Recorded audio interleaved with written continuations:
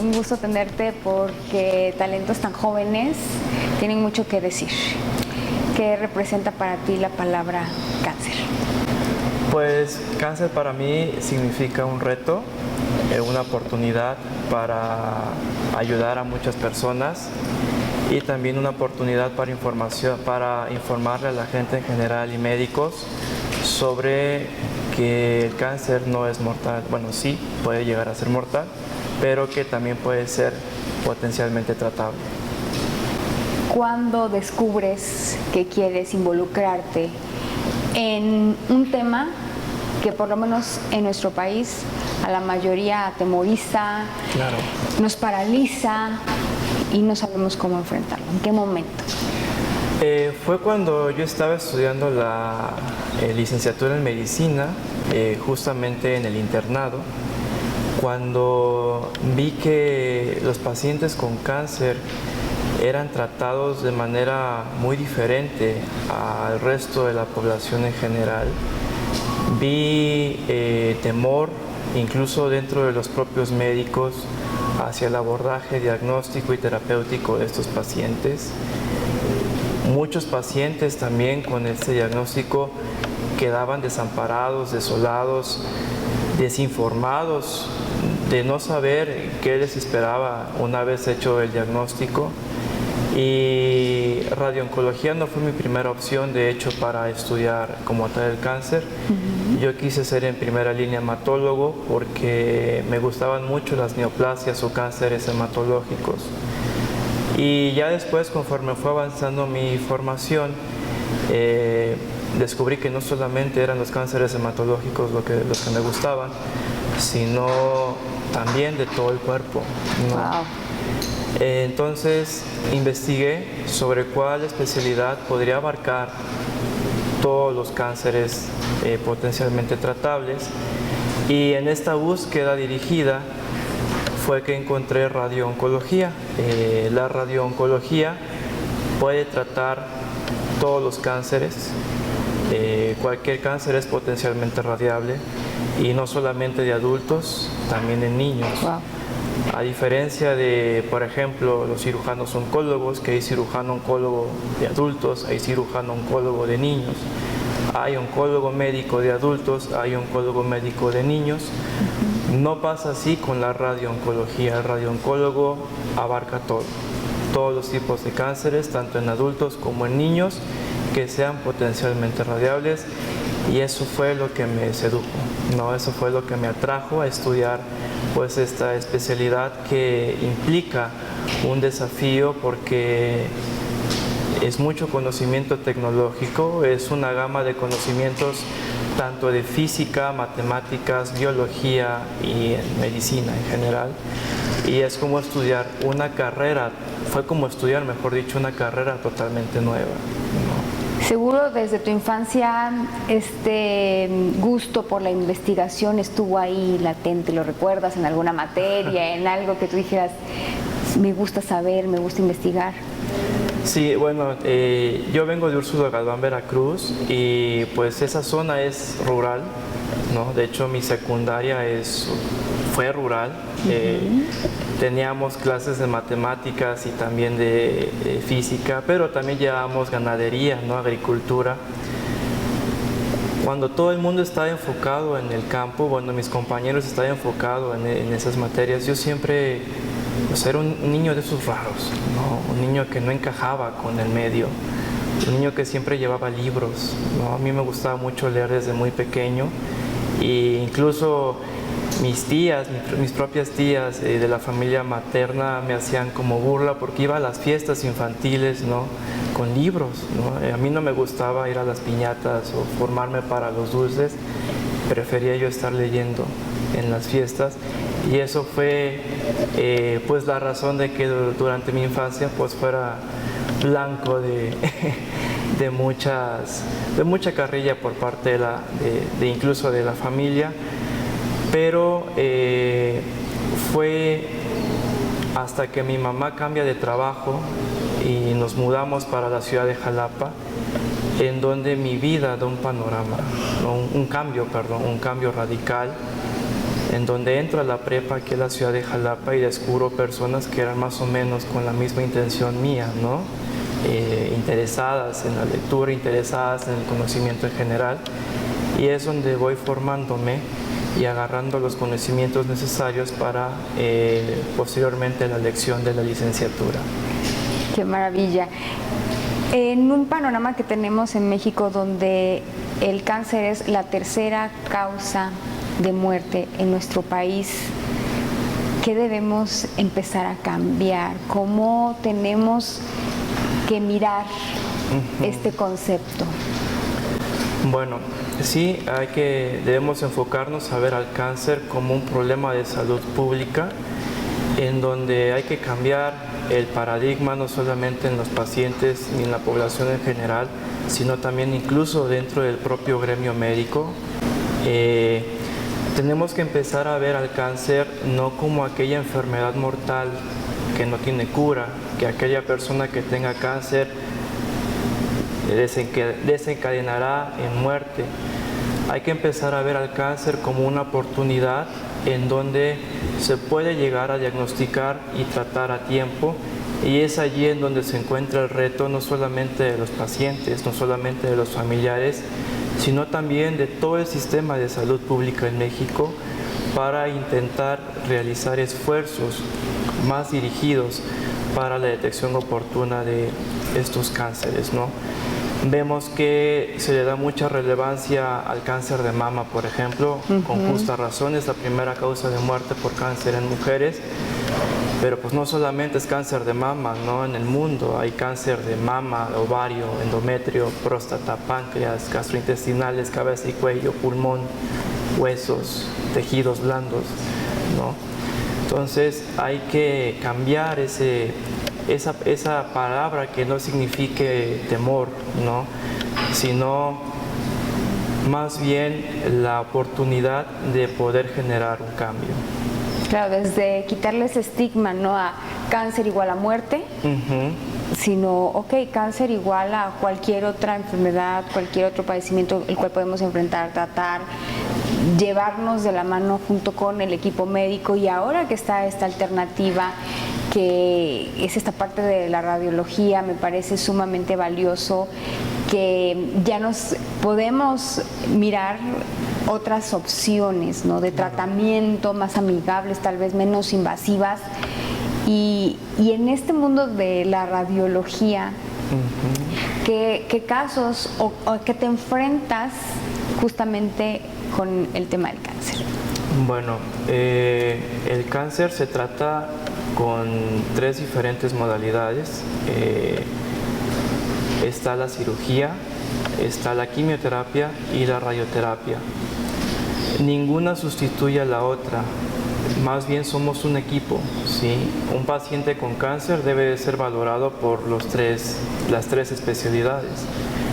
Depende mucho de la etapa clínica del cáncer en el que se encuentre, depende mucho del paciente, del estado funcional, qué combinación de los 3 tratamientos se le puede ofrecer y en qué temporalidad, ¿no?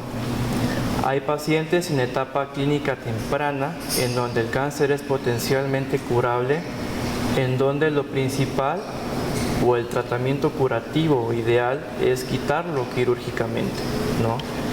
Y posteriormente quizá ofrecer radiación y quimioterapia posterior a la cirugía para evitar la recaída de la enfermedad.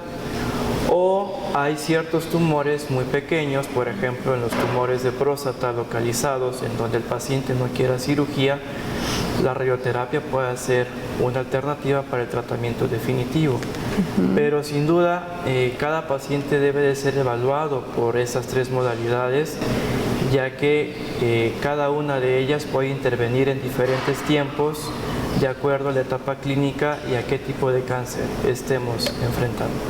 Claro, como médico radiooncólogo, pues es importante que además, ahora que pues tú eres muy joven, estás más en contacto con estas distintas formas de enfrentar, ¿no? También desde ver el panorama a nivel mundial, ¿qué pasa con México en este panorama epidemiológico? Pues en México es un problema real de salud pública. Vemos que el sistema de salud pública lleva un retraso en general con respecto a las medidas que hay que tomar, ¿no? Por ejemplo, retomando el cáncer de mama, que es la principal causa de muerte por cáncer en mujeres, vemos que incluso los spots de salud pública, ¿no? Los spots para prevenir el cáncer de mama hacen mucho énfasis en la detección a través de la palpación, ¿no? Chécate, diagnostícate, cualquier bolita que tú toques, acude al médico. Cuando no debería ser, o sea, sí debería ser así, pero lo que en realidad salva vidas en el cáncer de mama, por ejemplo, es la mastografía. Quien diagnostica de manera oportuna y temprana un cáncer que no es palpable en mujeres es la mastografía. ¿Qué medios hacen o incitan a la población a que, por ejemplo, acudan cada año, si tienen más de 50 años, anualmente deben de llevar su seguimiento con mastografías, ¿no?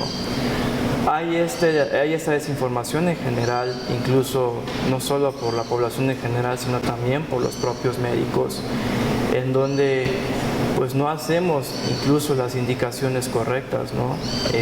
Quien salva vidas en un cáncer de mama es la mastografía anual. La palpación puede ayudar a detectar algunos tipos de cáncer mamario, pero en general cuando una bola se hace palpable es porque ya está muy avanzada, ¿no? Es porque ya hizo metástasis a ganglios o ya hizo siembras a distancia, y las oportunidades de diagnóstico temprano cuando una mujer se palpa una bolita generalmente ya son reducidas.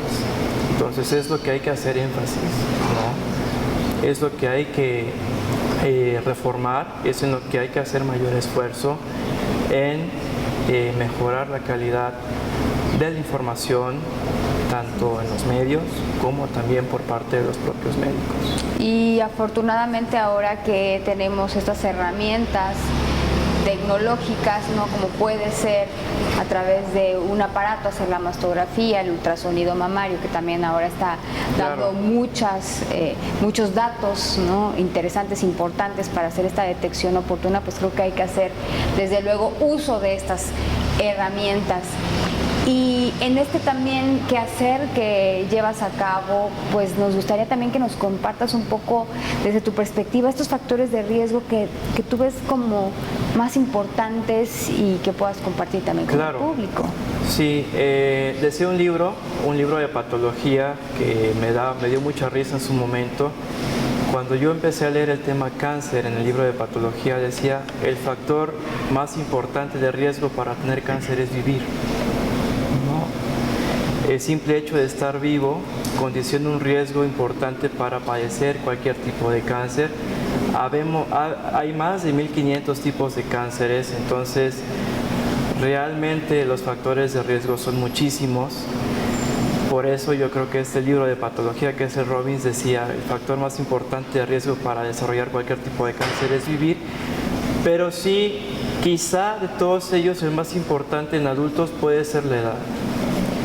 En personas mayores de 50 años, el riesgo de desarrollar algún tipo de cáncer de los más comunes, como pulmón, mama, próstata, endometrio, es exponencial, ¿sí? El simple hecho de tener más de 50 años ya incluso debería a la población en general tener acceso a diversos estudios para el tamizaje y diagnóstico oportuno de cánceres como mama, próstata y cáncer de recto o colorectal en general.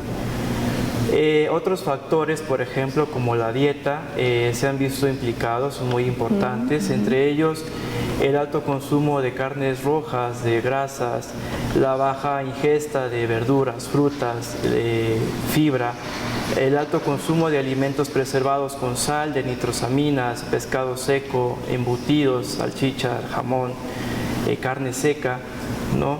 Son los principales alimentos que se ha visto que pueden desarrollar o pueden exponer a la persona a desarrollar cánceres gastrointestinales, ¿no? La exposición a ciertos químicos, como lo pueden ser hidrocarbonos, ¿no? Por ejemplo, las personas que pintan el pelo, que están expuestas a compuestos para pintar el pelo, están expuestas a desarrollar alguna neoplasia hematológica, pesticidas, ¿no? Mucha gente de Veracruz trabaja en el campo y pues debe de saber que los pesticidas están relacionados con ciertos tipos de leucemia. Factores de raza, por ejemplo, las personas que son morenitas pueden tener un riesgo mayor de tener cáncer de próstata agresivo, ¿no? Wow. Factores ambientales, como lo puede ser la exposición a radiación, no está comprobado, pero bueno, en Veracruz tenemos la planta nucleoeléctrica más importante, si no la única del país, que es Laguna Verde, y por lo menos el radio que está alrededor de Laguna Verde, que va de los 60 kilómetros, tiene una alta probabilidad de tener contaminantes radioactivos en el aire, como puede ser radón, como que puede exponer a cáncer de pulmón, o bien compuestos radioactivos en el suelo que puede predisponer para ciertos tipos de leucemia, ¿no? Entonces son demasiados factores de riesgo, pero quizá lo más importante sean estos, ¿sí? Que vengo hoy a compartir con ustedes. Y valoramos mucho, desde luego, el tiempo que te tomas para platicarnos todo esto, en reconociendo todas las voces. Por supuesto, parte de lo que hace Radio y Televisión de Veracruz es dar la voz y que podamos difundir esta información tan valiosa y tan relevante. Y también me parece relevante saber qué hay detrás de un médico radiooncólogo. Claro. Después de esta dinámica y de este ejercicio muchas veces tan abrasivo del contacto con pacientes, con más médicos, con hospital, ¿qué hay detrás de un radiooncólogo para seguirse nutriendo, para seguir adelante y decir vamos por más, vamos a contribuir porque esto es mi misión? Bueno, ¿qué hay detrás de un radiooncólogo? Pues un ser humano, ¿no? Los radiooncólogos, los oncólogos en general son seres humanos, sienten y sufren con los pacientes. En lo general, a mí cada paciente pues es especial, ¿no? Trato de hacerlo mejor por cada uno de los pacientes con los recursos que se tienen a la mano. El ser oncólogo, radiooncólogo, y desde el punto de vista de un ser humano, pues implica estar actualizado constantemente para evitar precisamente errores, los cuales están a la orden del día, ¿no? Implica leer muchísimo, ¿sí?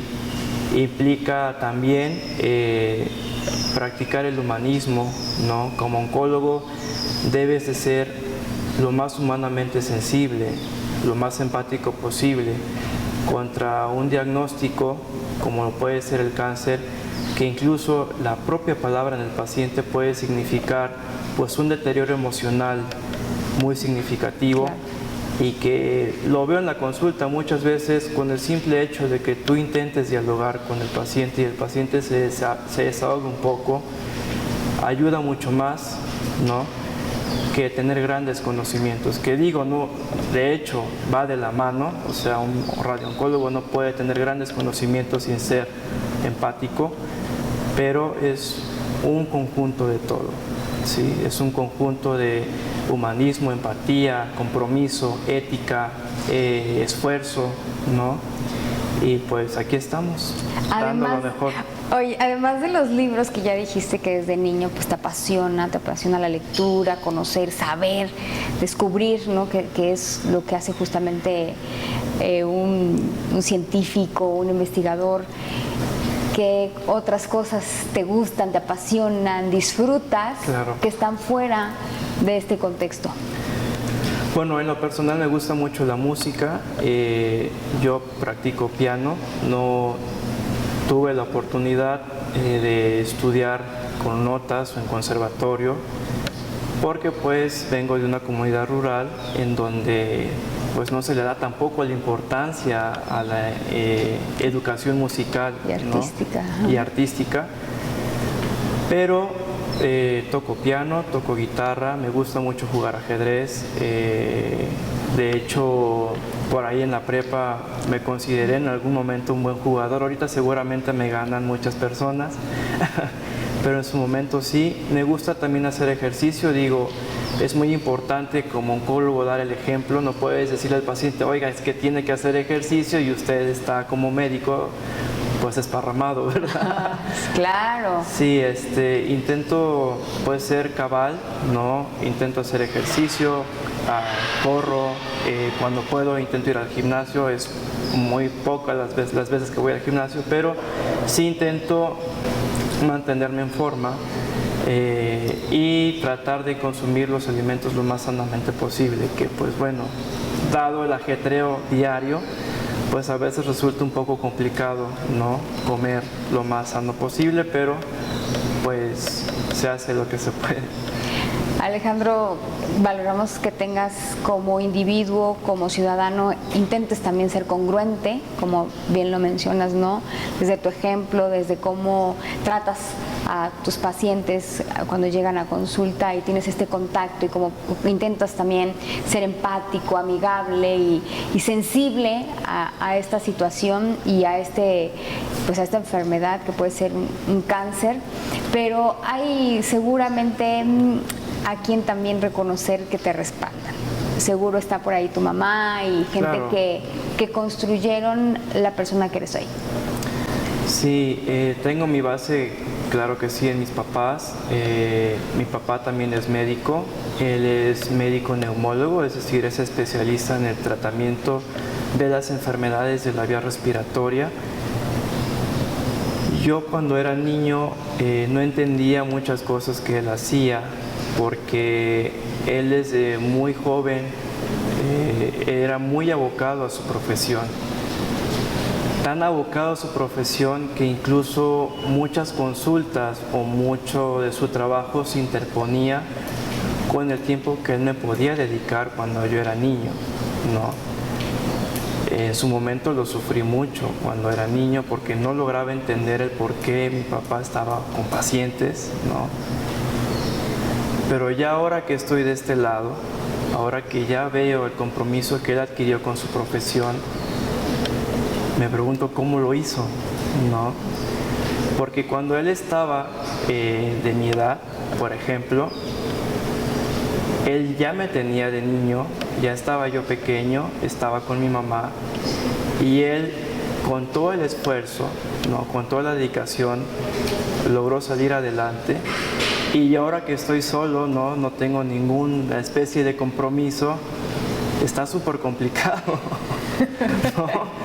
Está súper complicado, entonces yo no entiendo cómo le hizo mi papá en ese tiempo y sobre todo antes que los medios de comunicación era pues más difícil contactar a un médico no especialista, no había tanta difusión como lo hay ahora.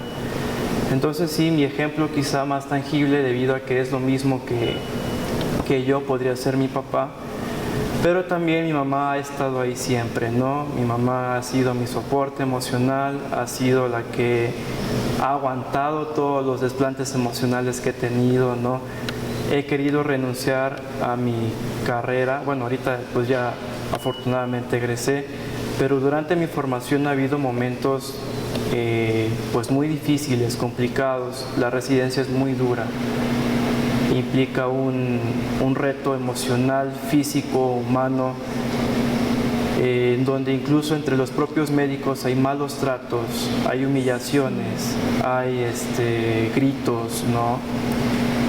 Y yo quise renunciar muchas veces durante mi formación como médico y fue mi mamá, mi papá también, pero mi mamá era la que estaba con mayor apego, no era la que me decía, no, ¿cómo vas a renunciar? ¿Cómo te vas a salir si ya vas a la mitad, si ya estás por terminar? ¿Cómo crees? ¿No?